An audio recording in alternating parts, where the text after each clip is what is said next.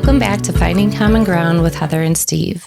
Today we'll be talking to two professionals, Carrie Corby, who's a social worker, and Dr. John Keesler, who works at a university. They both have such interesting backgrounds and lots of information that I think families will appreciate learning from them.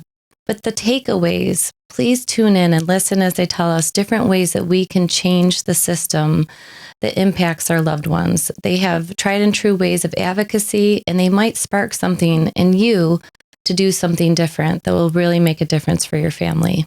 Carrie, it was very nice to see you. I know you from local advocacy. Got a chance to serve with you with SEPSTA and some other events that we've done for advocacy. I know you're a warrior for this part of it, and I was really glad that you could come on today. And I got a chance to meet John the other day briefly. And Carrie, I was wondering if you can maybe go through some things with John about maybe a little bit first with your background, maybe a little bit with John too. So I was born and raised on Long Island, and I went away to college. And in my career path of not knowing what I wanted to be when I grew up, I ended up in the OPWD world of people with developmental disabilities in Buffalo, New York. Spent 15 years in the services of day program all the way up to residential, pre-voc, supportive employment. I've worked in every division that OPWD has in a non-for-profit setting, and then in service coordination and supervision of, where I also became a statewide trainer of service coordinators before the system switched over. I want to say 2013 or 14. I forgot what year it switched, but at that point, I already had my license in social work and then decided to go the clinical route. And I relocated here outside of Utica, New York to work with kids with special needs in a clinical setting. So I've been doing that for the last 10 years with a for-profit and then a non-for-profit agency. And during the pandemic, I reevaluated my values and principles and saw that a lot of things were not engaged and aligned with the way service delivery system is through the state and through the government, that I decided what would be the best route for me to do with my personal and professional ethics, and I went private practice.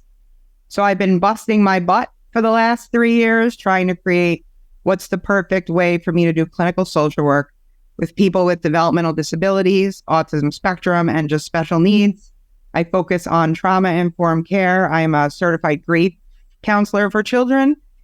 And as Steve said, advocacy is like at the heart of everything that I do, because I find that most of the problems I'm finding in a clinical setting come from a lot of kids, adolescents, and young adults feeling like they don't have a voice in the lives they want to live. And everything's a contradiction. If this is the way it's supposed to be, why isn't it?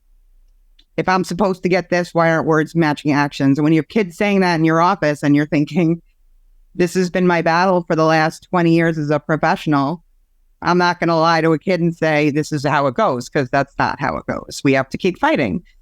So I love what I do every day because I'm teaching kids to figure out what their values are and learning how to fight for them, whether their families or support systems agree with it. It's a hard road, right? We're all doing things that are best for us. And I'm blessed that they choose me, and I love it because I get a lot of referrals from people saying, hey, I think you'll match exactly what I need. A lot of autism evaluations done in the area. I get a lot of referrals from local private neuropsychologists, and it's flattering to me because I'm like, they know what my niche is and who I can work with. And they say, you need to see Carrie. And it's 9 out of 10 times it's a match. And I'm like, I love this because this is what I went to school for. That's my story. I met John in grad school, so I'll pass the torch over to him. John and I met in grad school. Yeah. Go ahead, John. That'll be a story for another day, for another podcast about our initial experiences together. I have been involved with folks with intellectual and developmental disabilities since the 1990s. I began first volunteering with some individuals. And then after I completed my undergrad degree in psychology, I began working for nonprofits. And along the way, I did various positions, including direct support, a classroom lead, behavior specialist, and then coordinator for behavior services. and then moved into clinical administration as well as administration around service coordination. It's been a journey, to say the least. Why I'm involved in the field, I'm not sure, but it is a passion of mine. And along the way of working in the field, I got my master's in social work and met Carrie, and that relationship blossomed from a non-existent relationship, and we ended up becoming coworkers for an organization. And I really got tired of being in middle management. I can say that, Carrie was and has been a huge advocate for people with disabilities. She's been an advocate for her coworkers and colleagues as well. But for me, I had to pursue a different path. And that was because I wanted to advance my credentials so I could advance in the field. Originally, I went on for my doctorate in social work, a PhD, which is research intensive, thinking that would help me advance in my career within organizations. I wanted to lead a nonprofit organization. But once I got into the coursework, I realized it had nothing to do with really running an organization. And what it prepared me for was really facilitating scholarship, doing research. So I graduated in 2016 from the University of Buffalo. My roots are in Buffalo. Nearly all my work was and education were completed in Buffalo, New York. And I moved to Southern Indiana in 2016 when I joined faculty in the graduate program at Indiana University on the Bloomington campus, where I teach social work. But my research has continued in intellectual and developmental disabilities, looking specifically at adversity and trauma-informed care, as well as quality of life, not only for those receiving services, but also those providing services. Much of my research is community-based with nonprofit organizations. And in fact, I was the first one to actually publish on the need for trauma-informed care within the disability service sector. And that was in 2014. 10 years. A decade later, and we're finally gaining some momentum. The developmental disabilities is far behind the general, the non-disability sector in pushing forward with trauma-informed care. But I've been part of various initiatives, a national learning collaborative, as well as some international work now to really hone in on our expertise around trauma-informed care and intellectual and developmental disabilities. So. It's so nice to have the chance to speak to both of you. I mean, so many of the topics that you've already brought up are so near and dear to my heart. I had mentioned before we started recording that I worked at a 500-bed facility and I helped them set up a behavioral health department.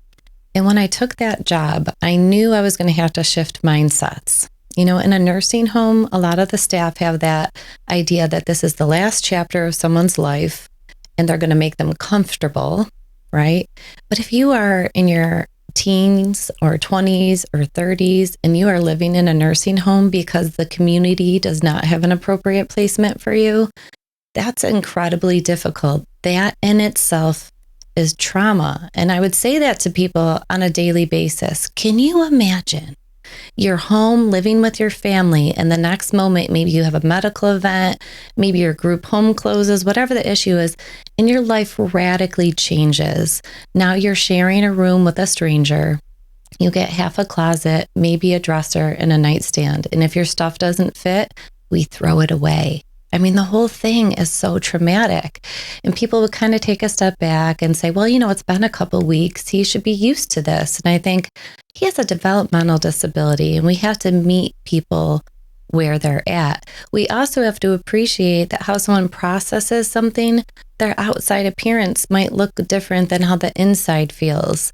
And I know that personally with my kids. My daughter, Devin, can be smiling and upset at the same exact time. And that's so confusing to people when you have limited speech or unreliable speech, or if you're a non-speaker, people just don't know how to handle that. So I commend both of you for shining a light on some people that are often overlooked, or they're seen as problems. You know, they don't fit neatly into the system.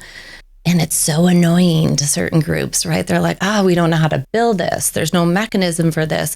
We don't have a procedure for this. There's no form to fill out, you know? And so in many ways, we're pioneering a very ancient system to begin with. So thank you for the work that both of you do. It's so needed.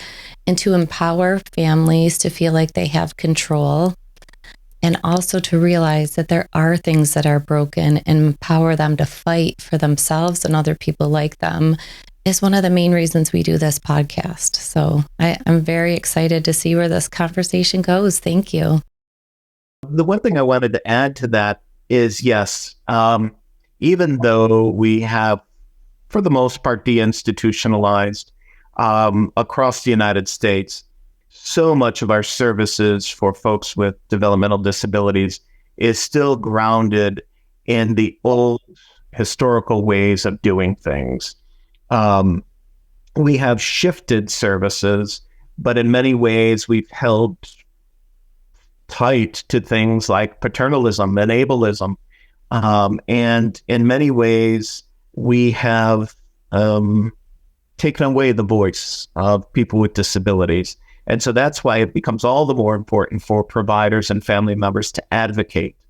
In the 1980s, we saw a huge uptick in families, becoming advocates and speaking up for their children and young and adult with disabilities. And that's why many organizations opened up. That's why we had so many services develop around in the community, is because of that family voice. And I think over the past 4 decades or so, we've lost some of that. And now we have greater attention being paid to trauma, and looking at how our services, although intended to do and to mean well, we sometimes cause harm to folks. And so not only are we dealing with organizations that have old models or models rooted in those old ways of doing things, but we also have service providers who bring to the table their own trauma histories. Yeah. And then we have, workforce shortages, the crisis. We also have huge things going on nationwide, whether it's political turmoil or environmental turmoil. And all of these things really impact the quality of life, not only for those with disabilities, but also their families and service providers. So.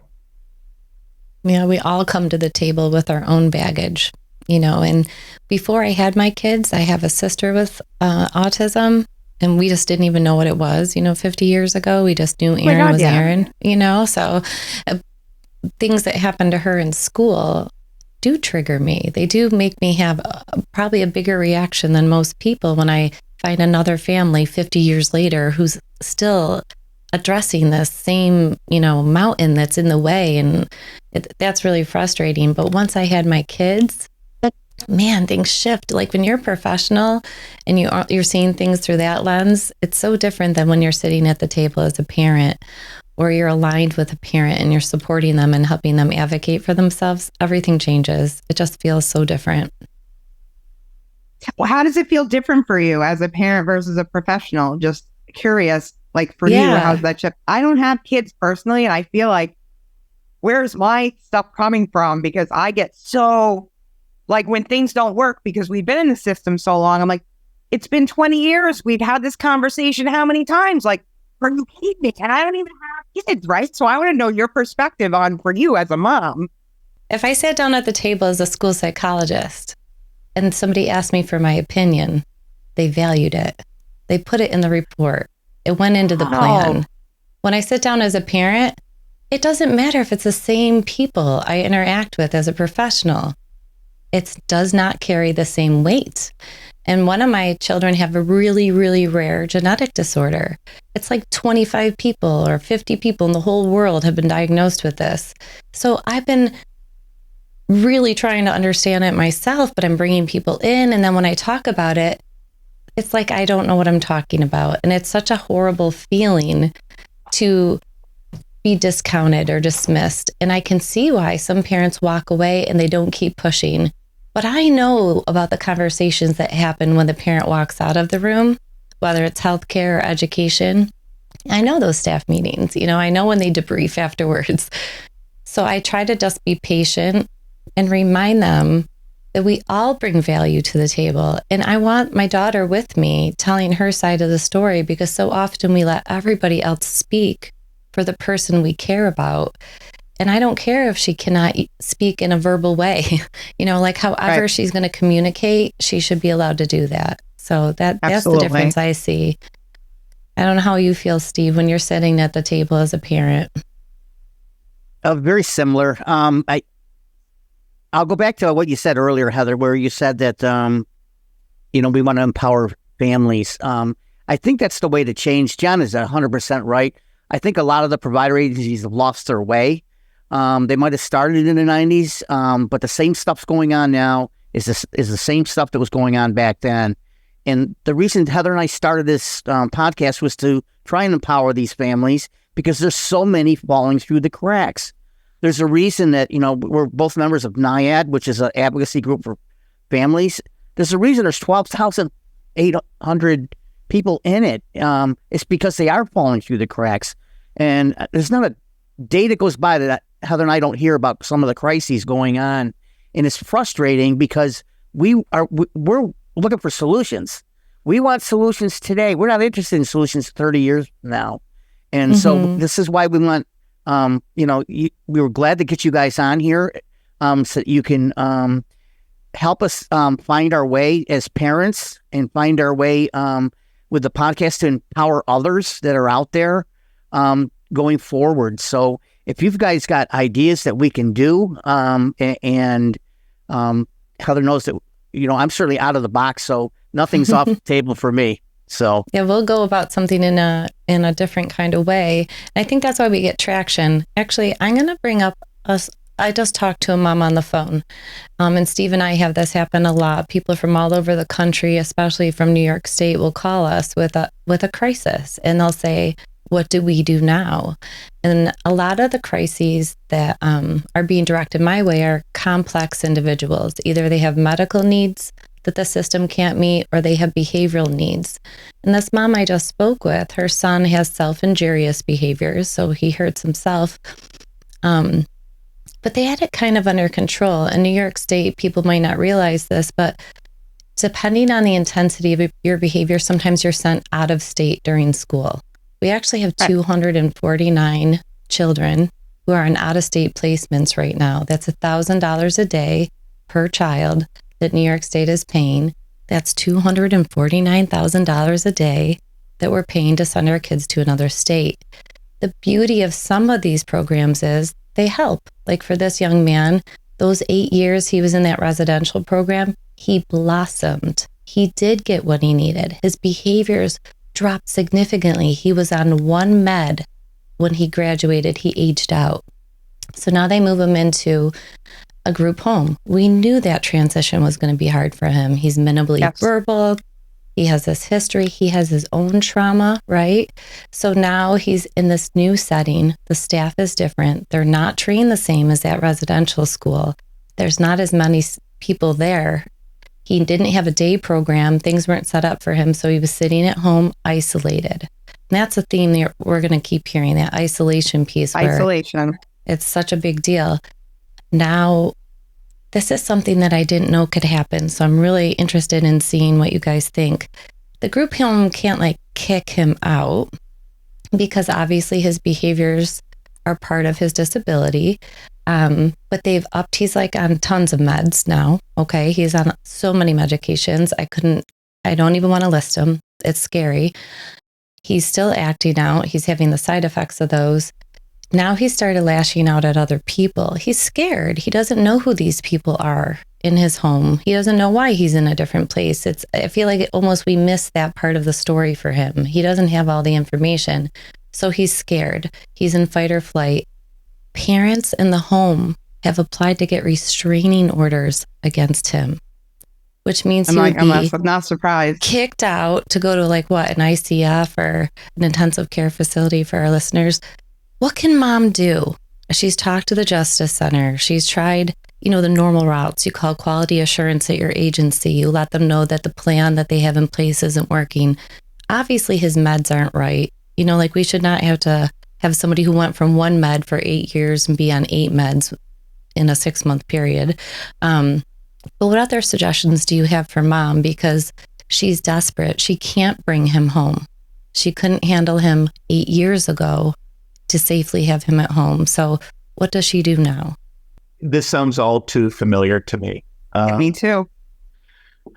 I think, I was talking with some colleagues the other day, and, we oftentimes want a magic behavior plan.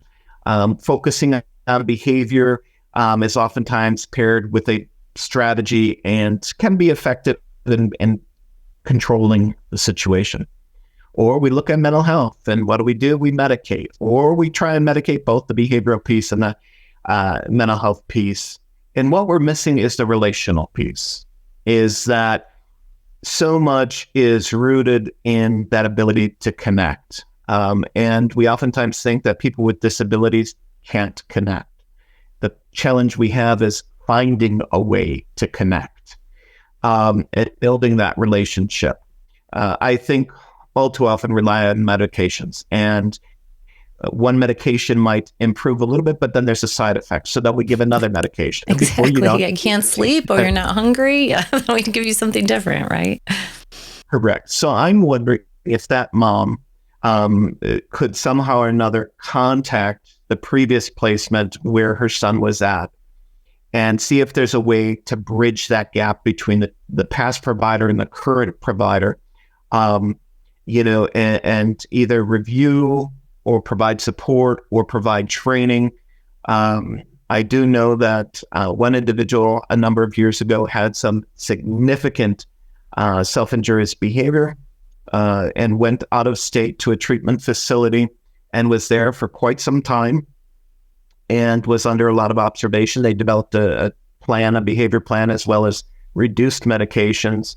And what that organization, the local organization, did is send staff to that out-of-state treatment facility to do observation as well, to see what their clinicians were doing, to be trained in the plan and supports.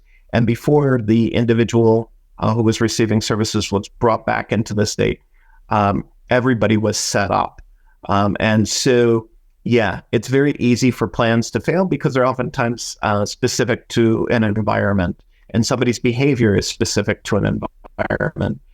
So we need to try and advocate to bridge that gap. Yeah, there's a lot of cross-system issues. It seems like the leap from education, the Department of Education, to adult services. It's like those two branches of government, or whatever, the entities should be hand in hand during that transition. I mean, I think from 18 to 22, they should have blended funding streams where they have transition academies that they literally have to work together, shoulder to shoulder. Yes. So families have this like really cohesive plan, and the Department of Education understands what adult services are and what's needed. And adult services understands what Department of Education is doing well and what works in that system, because it shouldn't be so radically different when you turn 22. It shouldn't be like the whole, a cliff forms and you fall off the edge. And that's how a lot of families feel. Carrie, do you have anything to add to that? Yeah, I'm thinking mom needs to advocate. I'm assuming her, is he an adult now, or is he still a child? He's an adult. He's 22. So he would have stayed longer, but he aged out. He's actually older than 22, in all fairness to the school district. Okay. I mean, with COVID, it's really hard to transition someone out of residential when there's nowhere to put them. So what is his communication? Like, is his functioning level? Limited, unreliable. Okay, so he has a care coordinator? He has something else, like a QUIP or something totally different than I had ever heard of, because of the system that he's in. And for our audience, most people have a care manager. That's what most of us have. But when you have more, and maybe you can explain that difference, but I think it's because they're trying to transition him to a really restrictive setting. It's almost like a nursing home, or maybe it is considered a nursing home. Yeah, so I'm wondering what kind of Article 16 or whatever kind of supports for mental health / at his level, there has to be something that they can do to address that part of him in regards to, even if it's a behavioral observation. And that's what I was trying to understand, like it doesn't sound like they broke down his behaviors very well or No. try to 'Cause understand what's the them. function? Because I'm listening to you and I'm hearing the function of his behavior is grief, trauma, transition, anger. Like depression is anger turns inward, right? So it's like, boom, now is he like exploding because he's like, enough is enough? But I have also worked in the system long enough to see that it's important for families to say, I want to see the documentation of his goals at home and what's being tracked and what's not. What's he doing? What's he not doing? Because I can tell you from my experience, the really, really, really hard individuals who live in the homes, there have been situations where staff has directed direct care staff to just turn your eye and don't do things you're supposed to do. And I don't say that to be going against the state. I saw this because I was part of it and saying this is not okay. And we can't do this. I think people are exhausted at this point too, right? Like they're just like, I don't know what to do. Just don't worry about it. We ended up having a staff saying we were told not to document any of this stuff. So when you hear that, and we're talking, this is over 20 years ago, right? But it's like, well, right there, like nothing else matters. Like bottom line is, and I can't because I've seen it in school too, where I've been part of things where school has lied under oath, So when you see that non-trust in systems, when I hear things that you say, it makes me say, ask to see the documentation. What other services are around? What's failing? Because this is not normal. Like this is a red flag to me. Why all of a sudden are things changing? What changed in the environment? And that's a great idea with the documentation. I didn't think of that piece, but you're right. Have her look and see. Can you show me what's being tracked? Like, is he getting his medication every time he's supposed to? Like, but what about the tracking of the ADLs? Like, there's you have to document everything. A lot of times you can't do fun stuff. I remember when I worked in the group home, you were lucky if you got out 3 times a month. We were excited if we could even get them out 3 times a month. Because of all the documentation. Well, think about it though. Like when you're I worked and I did service as a direct care and also as a service coordinator. It was an ICF, pretty much an ICF. The needs that they had, like we were thrilled if we got them out once a week because it was really hard with all the physical needs that they had and the amount of staffing and just we were busting our butt to like follow the guidelines for social stuff. But now it's probably harder because I'm thinking staff is more limited than it was back then. Like we were lucky and didn't even know it. Like, so, and it's sad to say if you get somebody out on a social outing 3 times, I would lose my mind if I didn't get out 3 times a month. Like me as a neurotypical person, I can't imagine somebody with a special need needs probably 5 times more than that. Right. Then they need to feel connected. Exactly. Where is their connection coming from? And these are things like a parent pointed that out to me the other day when I was talking about a lot of these things. His child was just diagnosed with autism. He's only 5. And he's like, before this whole journey of going through diagnosis and treatment, my eyes were closed to this being a problem in the world of people who have special needs. Now that my son has these special needs, now my eyes are everywhere saying boom, boom, boom, right? So we live in a world where there's a lot of people who are stakeholders, but are they only stakeholders to get to the point they want to get to? And it's not a passion. I see that a lot. Right. Oh yeah, we care about your cause. And then they get elected or they don't, and then they're gone. And you're like, hey, can you help me? Gone. Yeah, like when people say, I can't bill for that. And I'm like, but that's actually what my child needs. And that what made me think, in education, I can say, thank you for evaluating my child, but I want an independent evaluation and I want you to pay for it. And in education, you can do that. And then you have this outside person who looks at the situation, and those reports are often pivotal in changing things for families. Can we say that when somebody's an adult? I would like an independent evaluation. I'm just wondering. Why can't we? Right? Isn't that interesting? You can always ask whether or not the organization is obligated to follow through or has the means to follow through is another story. I think too, you talked about as a provider, you were listened to. As a parent, you weren't listened to. I can tell you that I've been told I don't know what I'm talking about. And I've been in the field since the 90s. I have the credentials. I have a position. but I have been told as well that I didn't know what I was talking about. And so it can be very discouraging, both for service providers and family members who are strong advocates, to be discounted, to be discredited. But the only thing that really helps is perseverance, is keeping up the good fight. Yeah. The other part is that, as Carrie noted, organizations, unfortunately, people that they serve sometimes become numbers, whether that's dollars, whether that's a bed or something else, and they become just another being. We lose sight of the fact that that person is somebody's daughter or son or loved one, and we somehow or another become a little careless or less than compassionate in how we deliver services. Because in this situation, it's a crisis situation. You have a child or a young adult in this case, who's having some intense behaviors. The response seems to be medication related or driven. And then you have call the police. That they're calling the police on this kid. His wrists are permanently scarred from having handcuffs and cutting into him. And mom sounds like, she's at her wit's end. What else can I do? And so, yeah, again, short of advocacy and perseverance, and there's power in numbers. If she can get other people to join with her, to support her, and to really approach the organization and not only ask for data, but ask for routine meetings. And don't wait for them to say, well, we got a problem. Try and be proactive, all in, or say, let's have a weekly team meeting. Because again, there's risk to the person receiving services, but there's also risk to staff, it sounds like.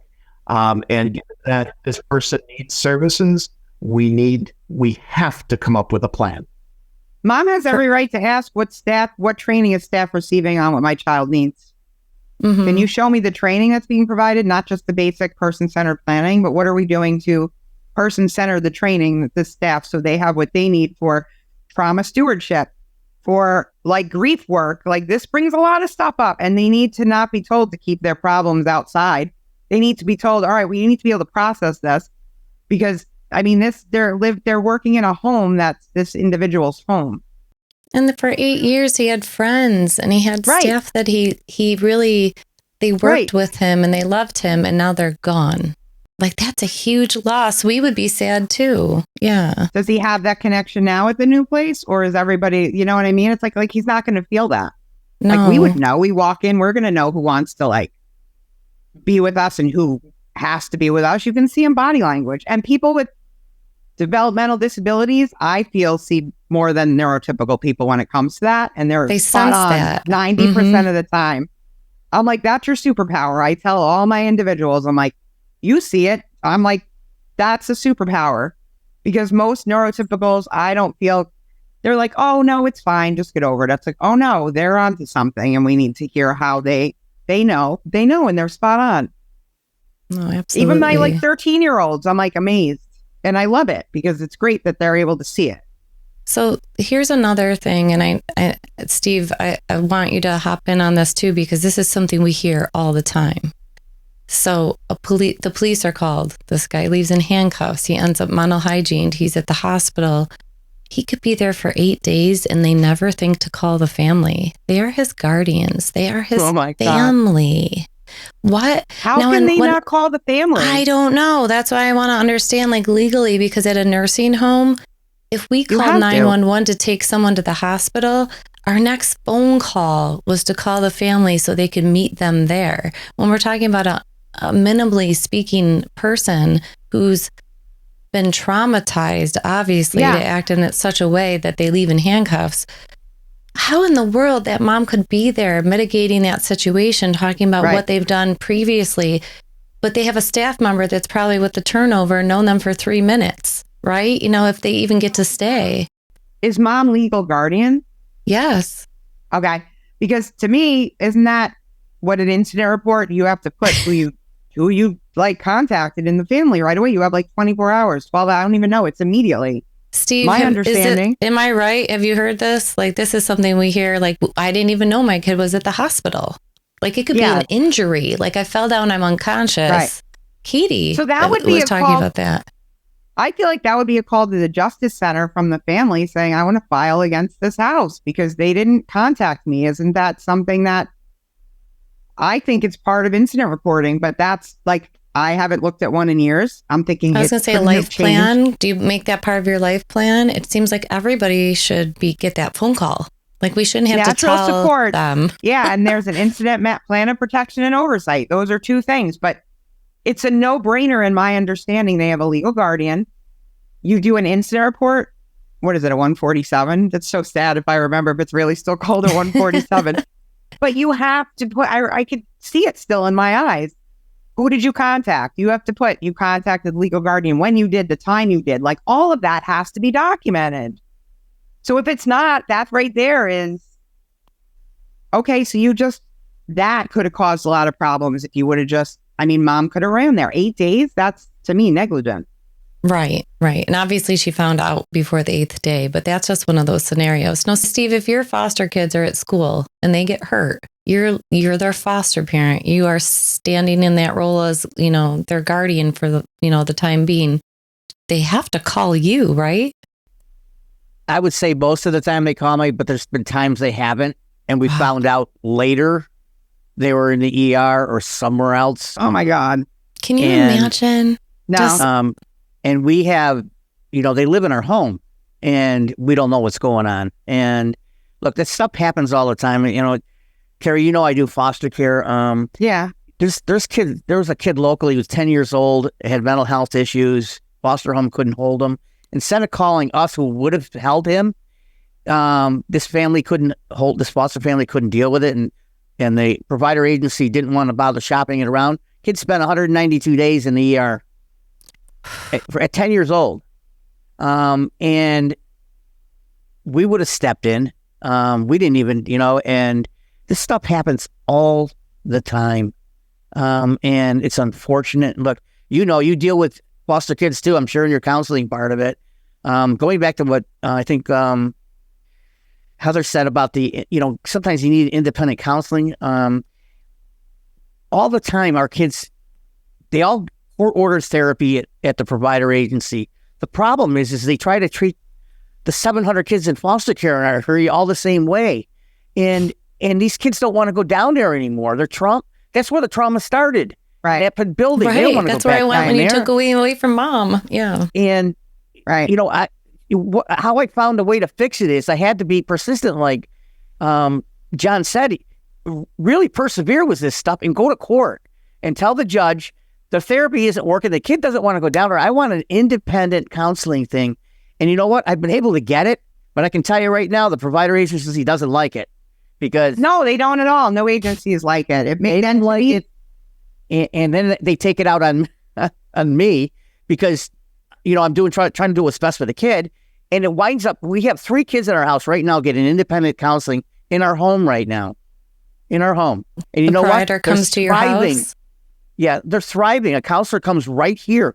You want to know why? Because where are they most comfortable if they're autistic? They're in my home or even your office, not where the trauma started. Right. You know what I mean? Yes. So I don't understand, and that's something I wish I could understand as a professional, is why most agencies, I feel like it comes across to me, John, correct me if I'm wrong, I get so passionate about this stuff, but I feel like it just gets stuck in their ego, and then that's all that matters. It's like, that's it, boom, boom, done. And I'm like, can we discuss why it's not a good idea? Can we discuss why you're not happy with me going this route? Because it's not really in the person's best interest to do it this way. And then, to me, it just goes down the same unhealthy family system that we work with families to help them to be, but yet they have to follow a system and agencies that are going the same way. So it's like, this isn't how healthy works when it comes to counseling, to making sure we're just doing more than checking a box. Like, okay, this agency offers counseling, check. No. Many people who come to me say they want a counselor who can actually meet with them once a week because the local agencies only can see them once every 3 months because they don't have room. Mm-hmm. Well, that's not going to work for them, especially if they have complex needs, right? So if you're saying, I want that, and then they're getting mad, it's like, Are you mad because it's the money aspect, or are you mad because we took away something you were so passionately in helping? Because it doesn't seem that way to me.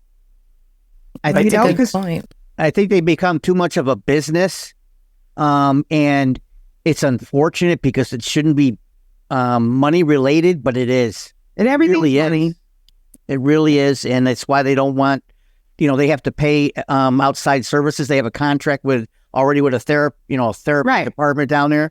They want to pay them, but like I said, it doesn't work, and I'm not afraid to say it. It doesn't work. No, but I think we have to stop being afraid to say this is not okay. This does not work. I've told many people the experiences that I've had working for agencies. If I was a person with a developmental disability, it would have been a justice center like thing. But, and I'm sure this happens to a lot of people who are workers at non-for-profit and state. But you can't say that because then it makes them look bad.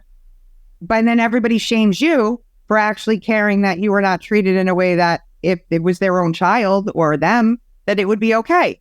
That's it, Carrie. I say that all the time. If this was your child, what would you do? And then I just wait and I give them that space so they can answer me. Right. What would and the you whole do? thing is, well, how does that feel to you? Like, I'm standing up for myself and I have all these people walking away because they're what? Are you embarrassed because I'm making you feel uncomfortable because something happened to me that's not okay and I'm speaking up and saying it's not okay? Well, then you work that out. Because I'm trying to help kids and families learn the right way to do things and that this is not okay. And it's okay to say it's not okay. And it's not a blame game. It's like, how do we fix this? How do we make this okay?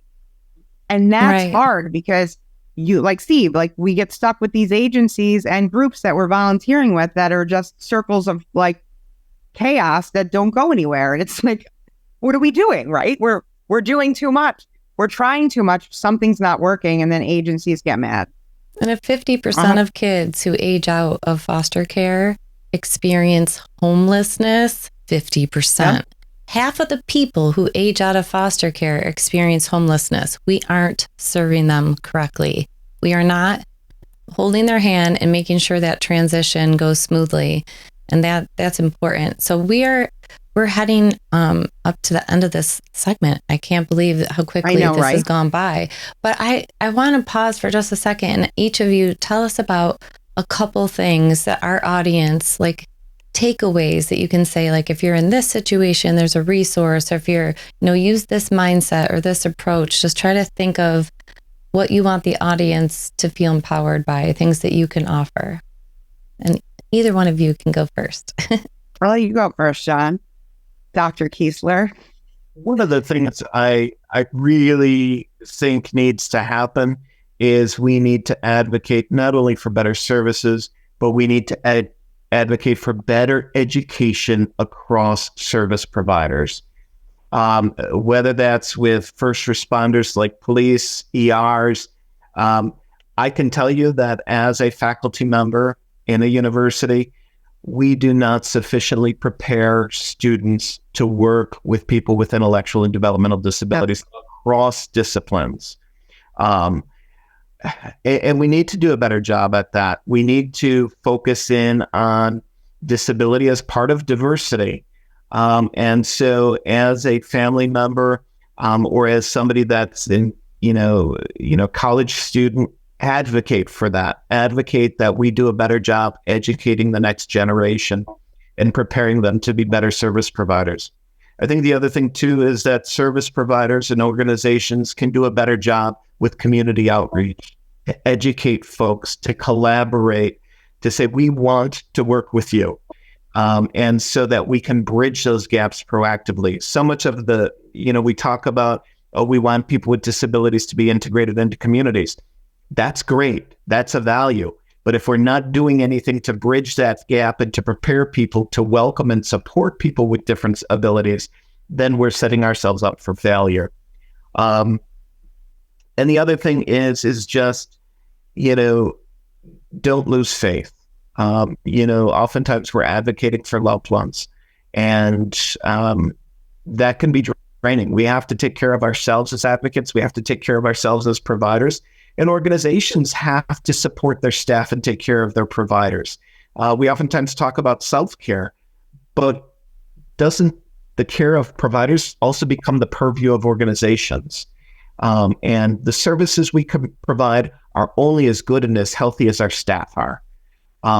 So I think that there is tremendous opportunity, not only for advocacy and perseverance on families' parts, but also for organizations to do a better job, to rise to the occasion and the challenges that are there. Because as Carrie said, we should not be uncomfortable with going to an uncomfortable place. It should be okay to say, this is not working. What can we do differently? And it's through things like this, forums like this, and brainstorming that we can come up with better solutions to the problems that we're experiencing.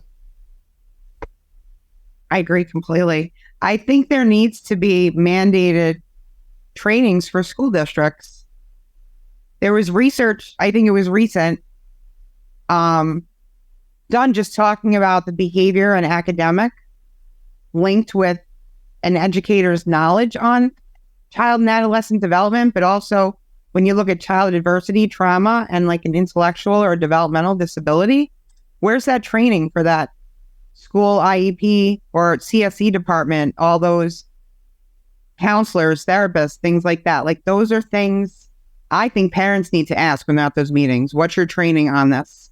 Like, you're going to provide services for my child in their IEP. Can you tell me what your continuing education looks like? Can you show me that you're taking things? And if not, I am requesting that you do. Like, there's got to be a way parents can request, I need these staff to be trained. I'm going to be going to a meeting next week, and that's one of the questions I'm going to ask, and I don't think it's going to be received well. Just, can you tell me if your continuing ed involves, I have to do 36 hours every 3 years, a school social worker has to. Are you doing it based on developmental disabilities? Because if you're not, then I'm confused how me advocating for something I'm doing my training on is being shot down by somebody who's not. You know what I mean? And I don't try to, and I know how it's going to come across, John. I can tell looking at your face, like, great, we know how this is going to end, right? I want to say it in a way, like, help me understand why you're like shooting down what I'm saying based on 20 years of experience, but also continuing education and learning and evidence-based and doing this with my clients. That me asking this one thing is going to be like, can you just tell me? Or I have no problem saying parents ask, show me your credentials. I was going to say, I honestly think the education system is more open to training than the adult services. I could go into a lot of CSE meetings and say, oh, I'm going to bring in so-and-so from the Tourette's Association or society, yes, and they're going to help train staff. Or, oh, we want epilepsy prelude to come in and, speak to your staff and train them. And schools will say yes. Adult services, they by far always say, we got that covered. We know what we're doing. And I think, really? I don't know. I think maybe we could work on this. So, but that's I think you're right with that. Mm-hmm. You're absolutely right with that. But it's interesting because it's like, where are they getting their training? Like, there has to be something tailored to those specific individuals who we have a hard time serving because their needs are more person-centered than the normal cookie cutter of what I think the Access VR is used to doing with transitional services. Like, it was always a joke. I always knew it was so easy when you'd have a client or a client on a wait list for residential. You know which ones were going to get like picked up quick and which ones were going to be sitting there forever. Like, we knew the cookie cutter diagnosis, all that stuff. Age, oh, they can go to a workshop, easy. Oh, supportive employment, boom, they're going to be able to live here. And then it's the ones who have more needs that it's taking a lot more time to understand. It shouldn't be that hard. There should be the same system of, oh, this is what they need. Oh, we have this. Oh, we need that. We need to do better with that population. If we're paying $249,000 a day to send people away, could we spend that money on training people here and having programs in New York State? It's embarrassing. We used to be a leader in developmental disabilities and disability rights. It's just, how did we go from, we'll pay millions of dollars a week to send these kids away, instead of saying, obviously, we aren't serving complex individuals well. Right. So the whole thing is $249,000 a day. What is that a year? I don't even know. Right? It's a lot. And then in my head, I'm thinking, all these vacant properties we have throughout New York State that nobody's doing anything about. There's places you can do this. All these people who would work if there was this is like the pie in the sky thing that you were saying, right? So yes. all these people who just got the biggest insult when the cost of living was knocked down through New York State for direct support professionals, like they wouldn't jump on having a job to be working with something like that with training and a salary that is actually complementary to what they're actually doing. There'd be people saying, I'm up for this because I care about this and I'm going to be paid this, but we're also able to serve. And then here we are being able to tailor programs. That amount of money should be able to do it. It blows my mind.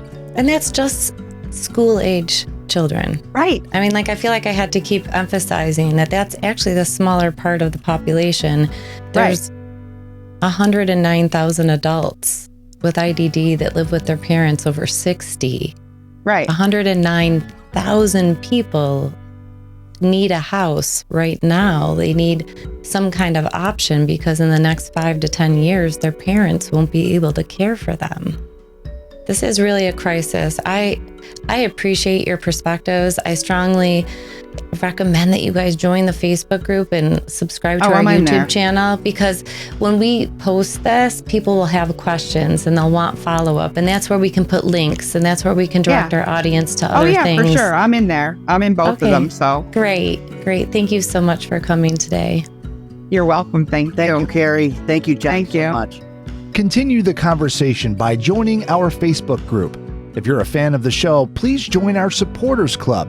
Subscribe on YouTube, rate and review on your favorite listening app, but most of all, share it with your friends. Just one more click or comment can make a huge difference and help us to continue finding common ground.